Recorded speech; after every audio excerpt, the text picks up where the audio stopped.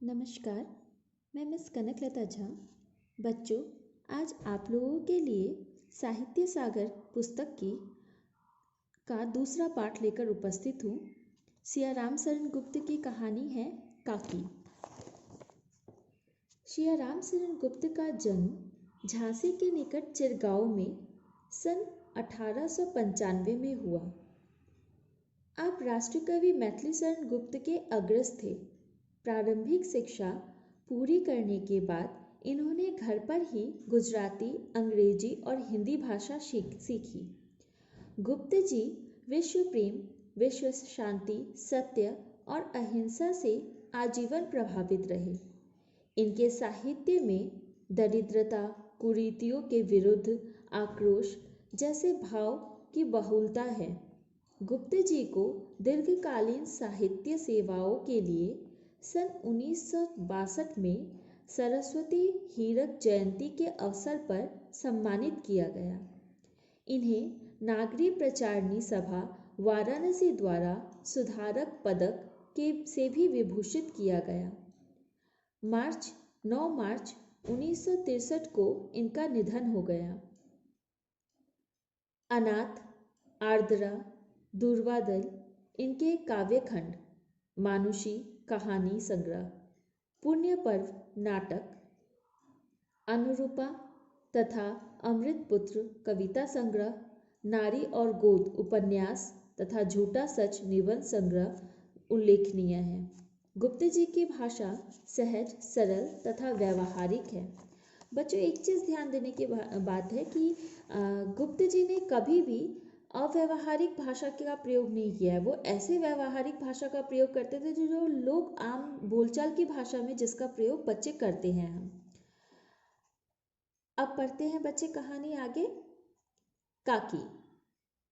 उस दिन बड़े सवेरे श्यामू की नींद खुली तो उसने देखा कि घर भर में कोहराम मचा हुआ है। उसकी माँ नीचे से ऊपर तक एक कपड़ा ओढ़े हुए कंबल पर भूमि शयन कर रही है और घर के सब लोग उसे घेर कर बैठे बड़े करुण ढंग से विलाप कर रहे हैं। इसी से आपको पता चल रहा होगा कि ये किसी की घर भर में कोहराम मचा हुआ है। किसी को धरती पर लिटाकर सफ़ेद कपड़ा उड़ा दिया गया है। इसी से पता चल रहा है हमें कि ये किसी की मृत्यु की ओर संकेत कर रहा है। लोग जब उमा को शमशान ले जाने लगे के लिए उठाकर ले जाने लगे तब श्यामू ने बड़ा उपद्रव मचाया। उपद्रव यानी अशांति। लोगों के हाथ से छूटकर वह उमा के ऊपर जा गिरा। बोला, काकी सो रही है, इन्हें इस तरह उठाकर कहाँ लिए जा रहे हो? मैं ना जाने दूंगा। एक बच्चा सबसे ज्यादा अगर किसी के करीब होता है तो वो अपने माँ के करीब होता है। यहाँ पर वो अपने माँ के ही करीब है और अपने माँ के करीब होने की वजह से वो कह रहा है कि मैं उसे नहीं ले जाने दूंगा। लोग बड़ी कठिनता से उसे हटा पाए। काकी के दाह संस्कार में उसे नहीं जाने दिया। एक दासी राम राम करके उसे घर पर ही संभाले रही। बच्चा सबसे ज़्यादा जब अपने माँ के करीब होता है और उसकी माँ की ही मृत्यु हो जाए और उसे ले जाया जा रहा हो तो बहुत स्वाभाविक है कि बच्चा इस तरह का उपद्रव भी मचाएगा और इस तरह की हरकतें भी करेगा। यद्यपि बुद्धिमान गुरुजनों ने उसे विश्वास दिलाया कि उसकी काकी उसके मामा के यहाँ गई है, परंतु असत्य के आवरण में सत्य बहुत समय तक छिपा न रह सका। बच्चों, एक चीज़ जो मैं आपको यहाँ बताना चाहूँगी, आप चाहे तो अपने पुस्तकों में इसको अंडरलाइन भी कर लीजिए कि असत्य के आवरण में सत्य बहुत समय तक छिपा न रह सका। असत्य के आवरण में हम कितना भी झूठ बोले, एक झूठ को छुपाने के लिए हम 100 झूठ हमें और बोलने पड़ते हैं, फिर भी हम सच को नहीं छुपा सकते। सच कभी ना कभी किसी न किसी रूप में बाहर अवश्य आता है। आसपास के अबोध बालकों के मुंह से ही प्रकट हो गया। यह बात उससे छिपी न रह सकी कि काकी कहीं नहीं ऊपर राम के यहाँ गई है।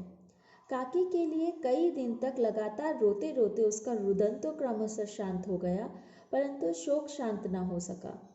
वर्षा के अनंतर एक दो दिन में ही पृथ्वी के ऊपर का पानी तो अगोचर हो जाता है, परंतु भीतर ही भीतर उसकी आर्द्रता जैसे बहुत दिनों तक बनी रहती है, वैसे ही उसके अंतस्थल में शोक जाकर बस गया था।